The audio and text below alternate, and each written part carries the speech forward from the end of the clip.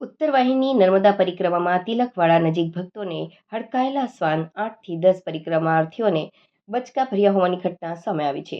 હુમલાથી ભયનો માહોલ. રાજપીપળા અને તિલકવાડા હોસ્પિટલમાં સારવાર અર્થે ખસેડાયા હતા.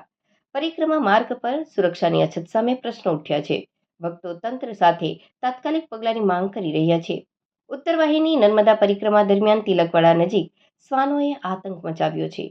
આ ઘટનામાં 8 થી 10 પરિક્રમાર્થીઓને શ્વાનોએ બચકા ભર્યા હતા. આ ઘટના તિલકવાડા નદી ભાટાથી ઉપર તરફ બ્રિજ પાસે બની હોવાનું જાણવા મળ્યું છે. શ્વાનોના બચકા ભરવાથી ઘાયલ થયેલા તમામ પરિક્રમાર્થીઓને તાત્કાલિક એમ્બ્યુલન્સ દ્વારા તિલકવાડા સરકારી હોસ્પિટલ ખાતે ખસેડવામાં આવ્યા હતા. હોસ્પિટલમાં તેમની સારવાર શરૂ કરવામાં આવી છે. અમે આજરોજ નર્મદા પરિક્રમા કરવા માટે આવ્યા હતા. તે દરમિયાન તિલકવાડા ઘાટથી ઉપર ચડતી વખતે બધા શ્રદ્ધાળુઓ જતા હતા ત્યારે એક હડકાયું કૂતરું આવ્યું અને 8 થી 10 લોકોને બાઇટ કરી ગયેલું છે અને તેની સારવાર માટે અત્યારે તિલકવાડા હેલ્થ સેન્ટર પર લાવેલા છે.